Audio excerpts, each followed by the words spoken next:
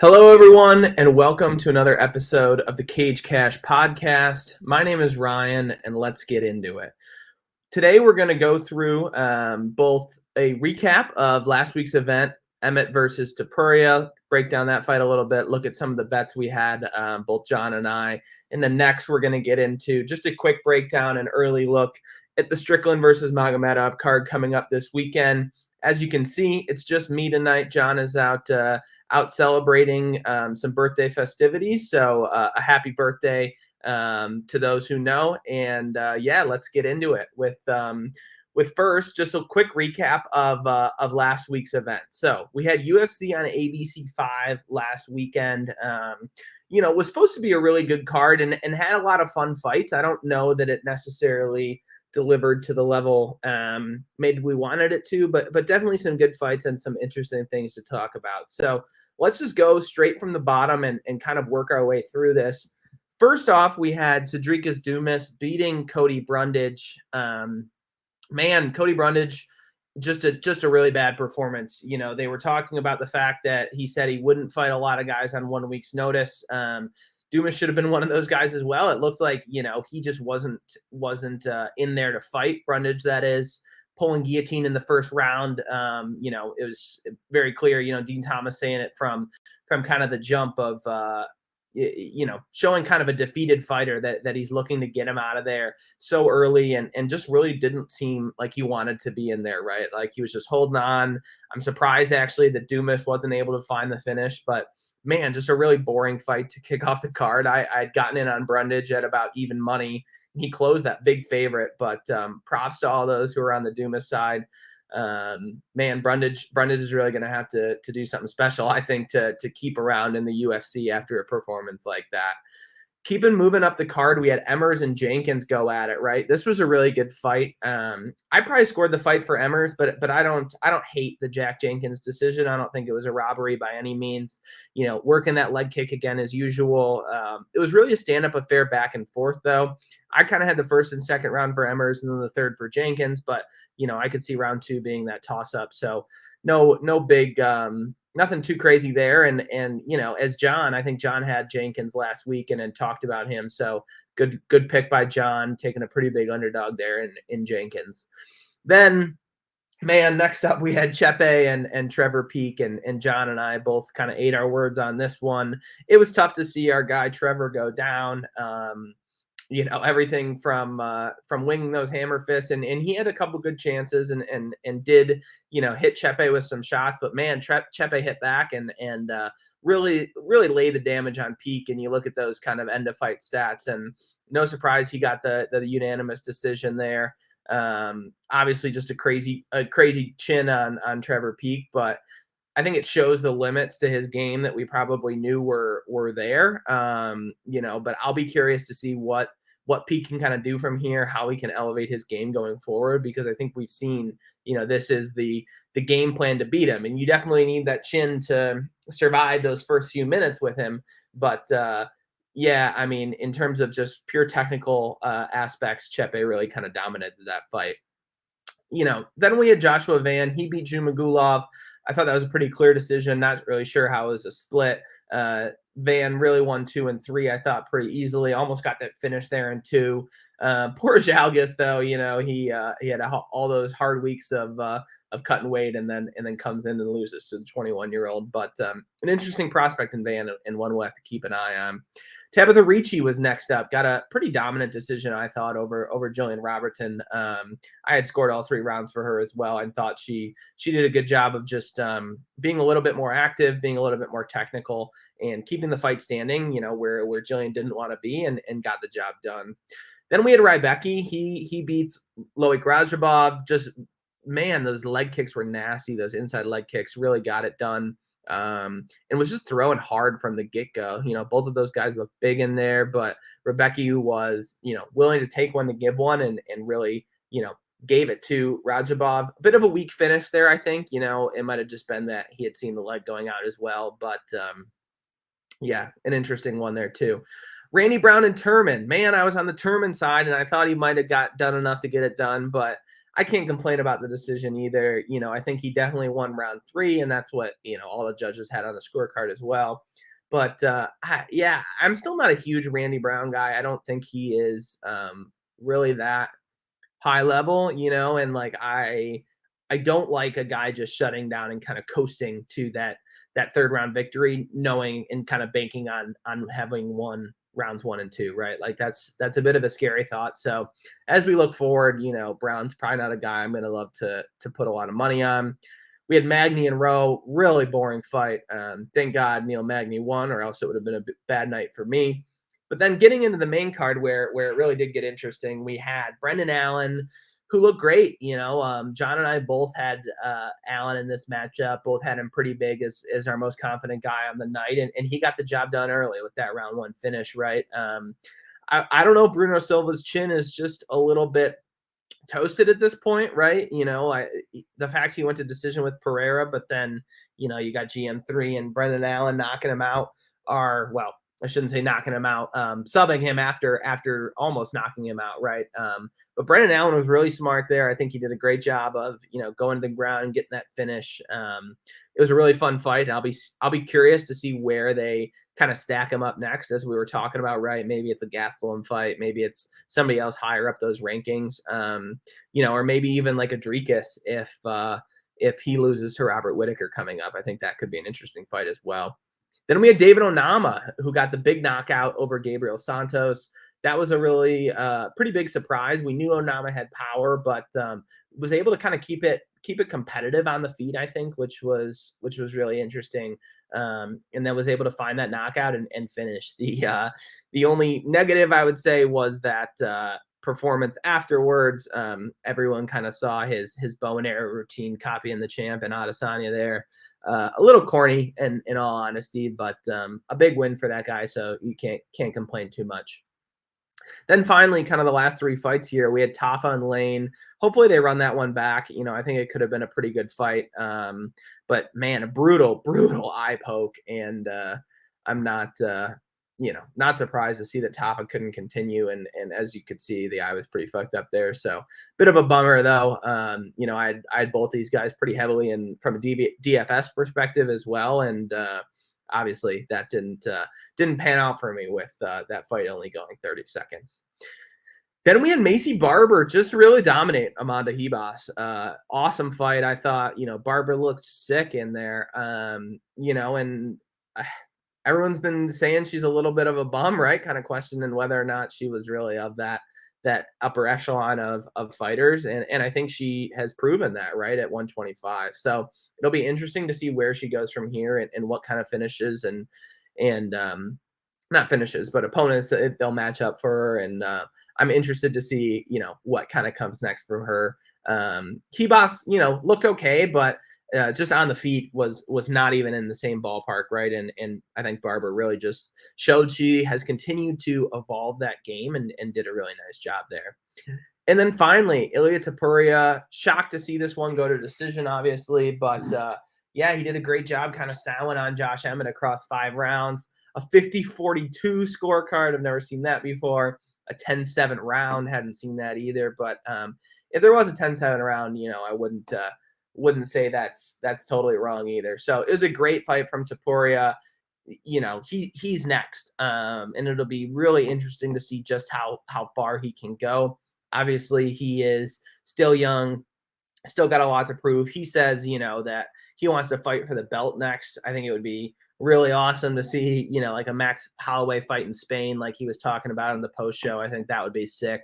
And a really good fight between the two. But yeah, man, I think Ilia has really got a shot to be around for a long time at the top of that division. So it really just becomes a question at this point, right? Like how quickly does he get to that title shot? Because I think it's coming, and who's going to be there when he gets there, right? Will it still be Volk?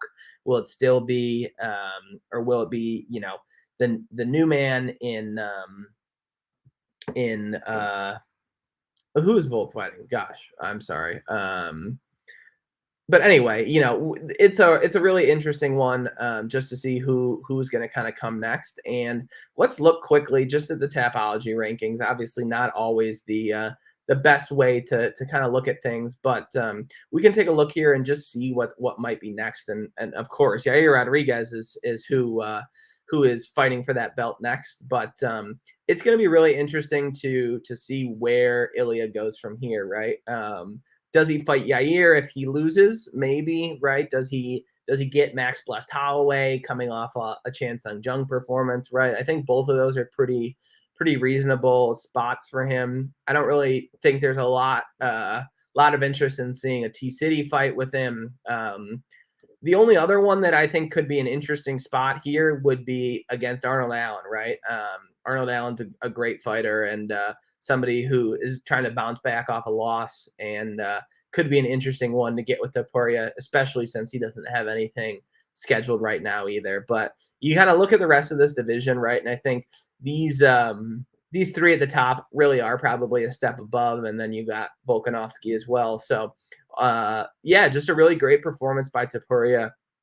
Interested to see where he's going to go from here, but at 14-0 and just getting into his late 20s here, we'll take a look. Yeah, only 26 years old, right? So I think he's got just a long way to go. A lot of fighting left in him. Coming off really, 3 great wins that I think are all going to age pretty well, right? And Herbert Mitchell and Emmett, and he's proven, right, he can kind of fight all the different styles at this point. You go from a pure boxer in Zalal, right, to more of a grappler and well-rounded fighter in Damon Jackson. Then he takes out the jiu-jitsu expert in Ryan Hall, right? Beats the athletic freak in Jai Herbert, takes a good one on the chin there too, right? Beats Bryce Mitchell, who's the wrestling prodigy, and then takes out Emmett, who is, the power wielding god. So he really has been through the ringer in terms of all the different stylistic matchups you could really throw at him. So now I think it's just a question of right, not if, but when he gets that title shot and how he's going to look when he gets there. So with that being said, a really fun fight, a pretty good card in general between these guys. And yeah, I was excited to kind of watch that one go through. We can take a look at just the performance for us on the night. For me, more specifically, obviously, finished the night up 1.29 units. It was thankfully a night to get back on track. It's been a tough couple of weeks and tough year, transparently, of track betting, but it was good to see us get back in the green and hoping to do it on this card as well. So with that being said, why don't we move on to the next card here, and we'll just do some early kind of looks, leans, and predictions before John and I have another episode later on this week where we'll go through and give all of our picks and bets, just like we always do. So let me get a sip of my drink, and then we'll get started here. Excellent. So let's get this fight night started. We'll go down to the bottom and just talk our way through some of these. Won't go into too much detail on all of them. Still some tape study that needs to be done on my side for sure as well. First up, though, we've got Guram Kutadaladze and Elvis Brenner here. Guram is actually coming in on the short notice here. Was supposed to fight a couple of weeks ago, but is going to come in on short notice and face Elvis Brenner here. I think Guram is the real deal. We can take a look at the record here. You could definitely argue that when he came into the UFC, right, and fought Mateusz Gamrot, well, you could argue Mateusz won that fight, right? But I think, in my opinion, he probably won the Damir Ismagulov fight last time out. So he's obviously had such high-level competition to start his UFC career, right? And then is really going to take a step down here fighting Elvis Brenner. I think Elvis Brenner is a good fighter. We saw him get that win over Zbair Tukhugov last time out. Not sure if he actually won that fight or not, but Tukhugov didn't really show up, and Brenner was able to keep it standing and, use kind of his tools. I think on the feet, though, here, that's not where he's going to want to be. Guram is going to have all of the striking advantage, and, I think he's probably better in both the wrestling and the grappling as well. Maybe it's a crazy submission or something for Brenner, but I think that, minus 500 or minus 600 price tag that we've been seeing on Guram, we can see where it is at right now.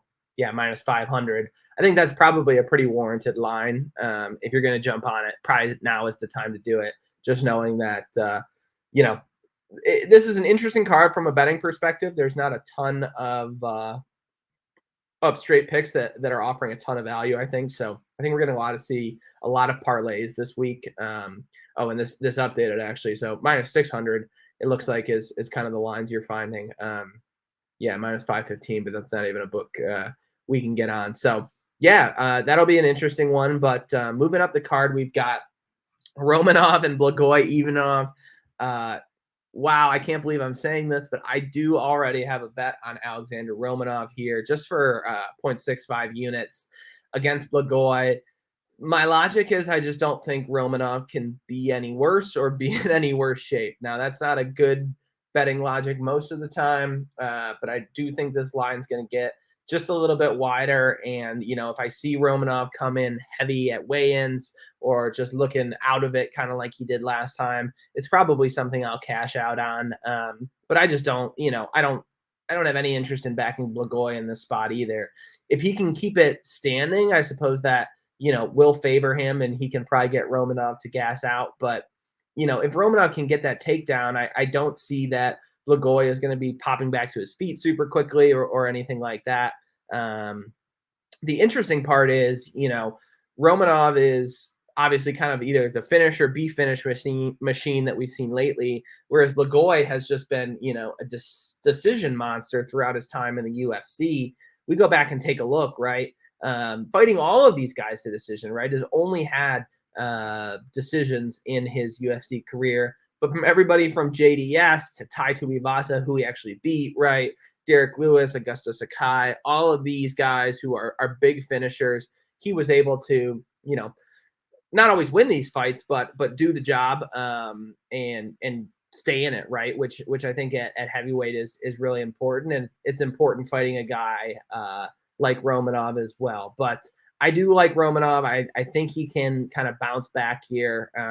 3 losses in a row is really not going to be something that he's looking for or the UFC is looking for, right? So the Moldovan pride, I think he's going to, find a way to push through here. And we can take a look at the odds right now. And we're still seeing them pretty similar to where they have been, right? Right around minus 130, minus 140. So, if it's something you're interested in, now could be the time to jump on it. Because I do think that line probably goes just a little bit wider. Yeah, we're seeing, minus 130s, minus 140s here. But it'll be interesting to kind of see as this one gets later in the week and how both these guys look on the scale. Next, though, we've got Joe Anderson Brito and Weston Wilson. God, this is the one you've probably seen on Twitter already this week, just for how bad Weston Wilson is. So I guess we can focus on that. The profile picture does some justice, I think, in this case, right? He is a 16-7 fighter, 0-3 in the LFA, though. 0-3 in the LFA. That's not anything you want to see. Look at the level of competition and guys he has been fighting as of late. I mean, just really garbage. None of these promotions I've ever heard of. None of these guys I've ever heard of. I've heard of Topuria Ishihara, who's not very good, and he knocked him the fuck out, right? So I don't really. This is, I just hope he's. Hope he can survive, at least half a round or something, because Joe Anderson Brito coming back on the other side is a scary dude. We talked about it last time, right, with Chepe Mariscal. Maybe one of the grossest knockouts I've seen in a long time.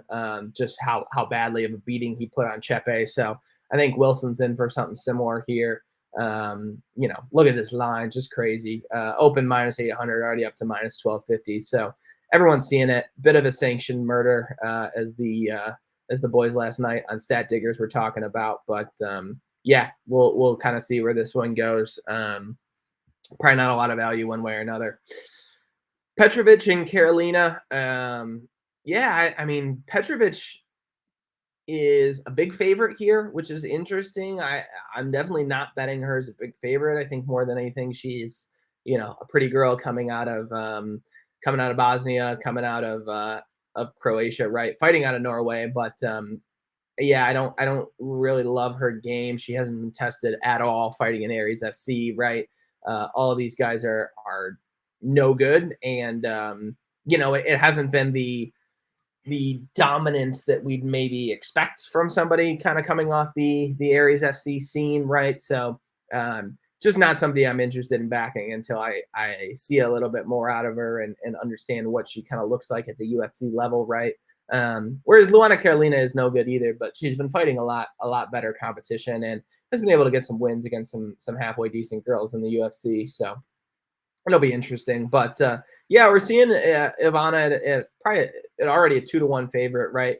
I'll be surprised if it stays that wide as this week goes on and some people start to do a little bit more research, because I just don't think there's enough information on Siric. And as we've talked about, right, without information, the line should tend to move closer to evens, right, or just start to favor Carolina a little bit if people are seeing a little bit of what I'm seeing. We'll keep it moving though. Man, they stacked them back to back here. It'll be, I'm not sure if this is the actual bout order or not. We're just going off Tapology, but Yana Santos and Cara Hosa. Man, this is going to be a pretty boring fight as well. Not really looking forward to this one. Yana Santos seems absolutely washed. She looked horrible her last time out against Holly Holm. So I have no interest in getting on the Santos side. Her husband just got popped for PED, so who knows? Might be running in the gym, or at least at the home there. And then Carol Hosa back on the other side, pretty good fighter, but does she justify? And we'll see if we can find this line here. Does she justify? Oh wow! So this has really been closing, huh? So I'd seen it at -200, and justifiably, it's closing pretty rapidly towards Yana Santos. So interesting to see, even at -156, that's not really something I want to jump in on. But if it gets much lower than that, it could be a spot to look at Hosa. But again, you're probably better served saving your money for some better fights on this one and keeping it moving up the card. So that's what we'll do as well. Next up, though, this is a fight I'm really looking forward to, in Kevin Lee and Rinat Fakhretdinov. Rinat is 21-2, right? We'll take a look at the record here. He is, a interesting prospect. The level of competition has been quite bad, right? And we go back, his decisions, lost his first fight and then his fifth fight, right? So not a lot to be taken out of those, as those were back in 2014 and 2013 respectively, right? But has been winning ever since against pretty low-level competition, though, as we had said, right? Maybe these last three names you might be familiar with, but Michailidis is a fine UFC fighter, but tough more than anything. And then beat Brian Battle, who, we've seen some good things and some bad things from in the UFC, but from a wrestling perspective, just really wasn't on the same level as Rinat. So it'll be interesting, as going up against a true wrestler here in Kevin Lee, right? I think the big question, and the guys on Stat Diggers were saying this again, right? It's like, which Kevin Lee do we get here this weekend? Is this a Kevin Lee who is, ready to make another UFC run and is serious about getting back in here and giving it another shot, or is he back for the money, right? Is he back to spurn the bosses or what have you? I just haven't seen enough of Lee lately that I really want to go out and take a stand and bet on him. But I don't think I'd be playing the favorite here in Fakhretdinov either. We're seeing this line close a little bit. Fakhretdinov actually opened a really big favorite here. -350 originally, and then as we see, that line got bet down really quickly. So interesting one. It's dog or pass for me, though. I'll be interested to see if Lee is kind of back in here to win it. And I think, if he is, it's going to look a lot closer to a 50-50 fight than the line is suggesting. Next up, though, we've got Nursultan Ruziboyev and Bruno Ferreira. This is a really good one as well. Ruziboyev is a bit hard to know much about. I've seen just a little bit of tape, but man, 34-8-2, so many damn fights, and he is not even that old, is he? He's 29 years old, but he's going to be 6'4" and coming in with some big physical advantages here, which I think are important to point out. But he's going to be fighting Bruno Ferreira, who is, just a power machine. We saw him knock out RoboCop last time out and has, really been able to, use that power throughout his career, right? Like you look at all these, it's some Trevor Peak stats right here. 7 wins by KO, 3 by submission, right? But has really just been destroying people with the power and hasn't given them a chance to stay in it. The thing is here, we've seen him slow down even at like the end of the first round and stuff like that. So if he finds a finish early, I think there's a good chance that he does get Ruziboyev out of there. But yeah, I'm definitely going to need to do some more tape on this one and try and understand both of these guys a little bit better.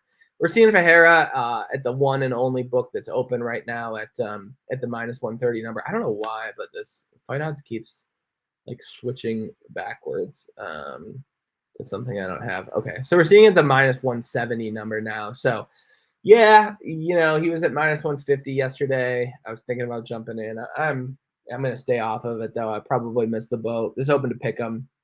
But I probably missed the boat on this one, and that's okay with me. I'm not feeling super confident on the Ferrer side, so not too worried about that one. Next, we've got though Benoit Saint Denis and Ismail Bonfim. Bonfim is the side here, I think, right? You're not going to bet against Bonfim's for a while after the McKinney fight we saw last time out. So the question here is, can he, is the grappling good enough to deal with Benoit, right? Who is going to be at a real disadvantage on the feet. Bonfim is a world-class boxer, really, and regional class boxer, Brazilian kind of boxing champion, was a pro boxer for a little bit as well. And we've seen how good those hands are on the feet. Whereas Saint Denis is just kind of a walking punching bag on the feet, but he does have good takedowns and good grappling, right? So that is where Bonfim lost his fights in the past. You go back and watch some of those losses. That is, where he struggled, but a long time ago now, right? And it seems like he has secured that takedown defense, right? Been able to deal with Terrence McKinney last time out, obviously with the wrestling. The one thing I didn't jump on yesterday, which I was kind of interested to see where this line would go today, is the over 1.5 rounds, right? This is something to me that I really, really like and will probably get a play on, honestly, at this number at -184. Yeah, I think Bonfim is not necessarily the biggest power puncher in the world. Obviously, it kind of seems like it from last time out, but you go and look through the record, right? Like decisions are not uncommon for him either. He's definitely a minute winner as well. So you even look at kind of these last kind of fights coming into the UFC, right? Decision, and then gets that flying knee over McKinney, right? So I really like the over 1.5 here. Was kind of surprised to see the 1.5 instead of 2.5. So that's a spot I'll be looking in, probably one of my bigger plays on the card this week. Next up, though, we're going to have Ariane Lipski and Melissa Gatto. Yeah, not a ton to say on this one either. Both of these girls are pretty average in my mind. Melissa Gatto is probably the justified favorite here at 27. Lost to Tracy Cortez last time out, where she just wasn't physical enough to deal with Cortez. But has beat some halfway decent people in her career as well, right? Beat Victoria Leonardo and beat Siggyara Eubanks.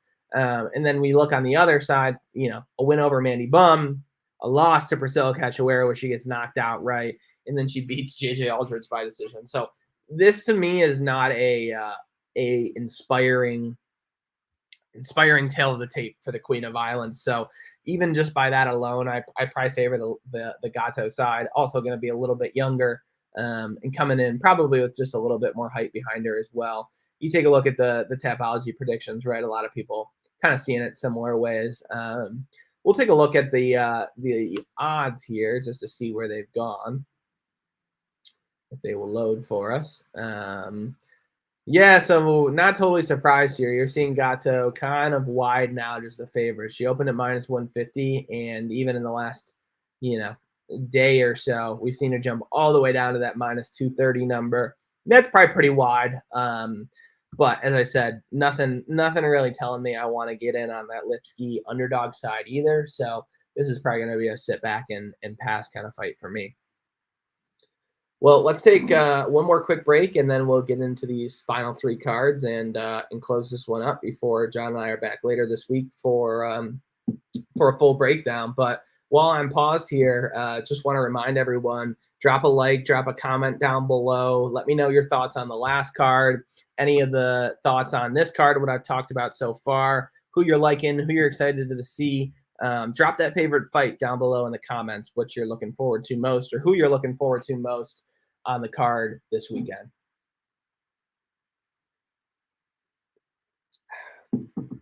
Well, for me, it might be this next fight. We've got Michael Morales and Max Griffin. Max Griffin is a kind of a stalwart of the UFC, has been around for a long time, is 37 years old now, but has been in the UFC for a long time, 7-7, right? Has really fought that kind of whole range of competition. Maybe not getting all the way to that highest level, but has definitely been around, been just outside the rankings, right? And putting up some tough fights for a lot of different competitors throughout his time in the UFC. Whereas on the Morales side, a really young prospect still, right? He's only 24 years old, coming out of Ecuador, and has a wrestling background and a Muay Thai background, right? So he's a really interesting fighter and is obviously undefeated. On the feet is where he's going to shine the most, and also just kind of ground and pound, right?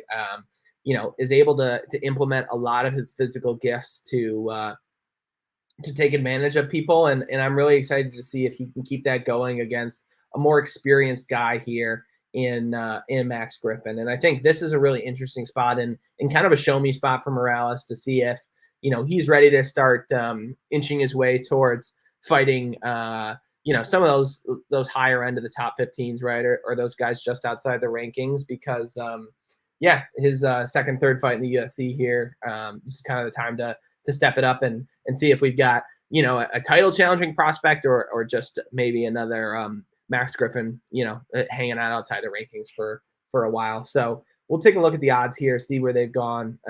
Michael Morales is the favorite. And it stayed, so it actually opened at -240 and it's right back there. So it dropped back down to a bit of a closer line. I'd probably line this a little bit closer than it is, but I understand the favoritism towards Morales here as well. I think you also have to think, who's the UFC looking to have keep winning in this matchup. It's not the 37-year-old in my mind who's probably on his way out. But man, if you're comparing the odds here, I'm definitely taking some Michael Morales over Melissa Gatto any day of the week. I think even just for your own sanity, that's probably the way to do it. But yeah, it'll be interesting to see, where this fight kind of goes. Goddamn, I think these lines are screwing with me again. Okay, but at least it has stayed pretty consistent, right, at -240. So interesting to see where that's going to go, and I'm really looking forward to watching Morales this weekend. Then we've got the co-main event. We've got Damir Ismagulov and Grant Dawson. So I really like Damir Ismagulov. The only thing is I don't know if he is healthy. He retired after his last fight. He retired, and he came back just because he has one more fight on the contract. But if you guys don't remember the name, this is the guy who does that. He's got an eye twitch or something, and I don't know if it's, I don't want to speculate, but I don't know if it is something that's come on lately, right? Well, it hasn't come on lately. You go back and you watch his tape, right? He's always kind of had this, but it's more pronounced now than it ever has been before. And it seems like he's dealing with some kind of health problems outside the octagon too, right? Because he was like, I'm going to focus on my health and XYZ in his post. So yeah, just a little weird and not something that I really want to see before I lay money on a guy to get a W, right? So has obviously fought that highest level of competition, beating Guram, but losing to Sarukian, which it happens. And the wrestling was really what got it done there. Now back on the other side, we're gonna have Grant Dawson, right? Still 29 years old, and has been around at the UFC level for a long time. 7-0-1 in the UFC, which is pretty damn impressive. This is really the fight, though, that's gonna propel him to that next level if he's able to get the W. And at first glance, I like the Dawson side here. We saw him get the wrestling done last time. I know he is no Armin Sarukian when it comes to the wrestling, but I just don't. I don't like the narrative side of the Ismagulov train this week. So we'll be interested to see as this fight goes a little bit, or we get a little bit closer to this fight. Watch a couple interviews from Demir if we can, and Grant Dawson as well, and just see what both of them are thinking. But yeah, my early lean is actually going to be on the Grant Dawson side, and we can take a look at the odds here as well, just to see where they are right now. And yeah, you're seeing some movement start to come in on them, right? So if you're looking to get that plus number on Dawson, now is probably the time to do it. It looks like all the big boys and the sharp books are moving towards Dawson. So yeah, Dawson here at minus 106. So that might be one of the bets I'm locking here on. Looks like the best domestic price you're getting is plus 110 at FanDuel. You know, you're even seeing a minus 115 at BetUS, right? And that number continues to climb. So yeah, I think I'm going to be jumping on Dawson here. Maybe my only money line bet of the card after we get off. And then finally, we're going to have Sean Strickland and Abus Magomedov. This is a good fight as well. I think the big thing is here, we haven't seen Abus against this high level of competition before, right? He's obviously a very good fighter. He's got a lot of the physical tools, a lot of the, different advantages we want to see. But man, I don't like this. Is it him pulling out all the time or? Okay. So it's a bit of a mix between him pulling out and others pulling out. But yeah, he's a good fighter. He's pretty skilled everywhere. Is dangerous on the feet, right? Is going to be a finisher more than anything. But is he finishing a guy like Sean Strickland? I'm not totally sure of that, right? And my question is, does he have the volume and the pace to stick with him? We've seen Strickland just outwork people essentially, right? Just that crazy man energy of, if you can't knock me out, then I'm just going to keep coming. And maybe he isn't the hardest puncher in the world, right? But if Strickland keeps this fight on the feet and is able to just kind of keep walking down Abus, it's a tough fight for Abus to kind of find that edge in, I think, because really, I think the finish is going to be the way he's looking. And obviously we've seen Strickland finish before, but really only up against that upper echelon of guys. So I do lean Strickland pretty heavily in this one. I do want to do a little bit more tape on Magomedov and just see where this line goes as well. We can take a look. I'm not actually sure where we've seen movement on either side of this one. Yeah, so we're starting to see a little bit on the Magomedov side.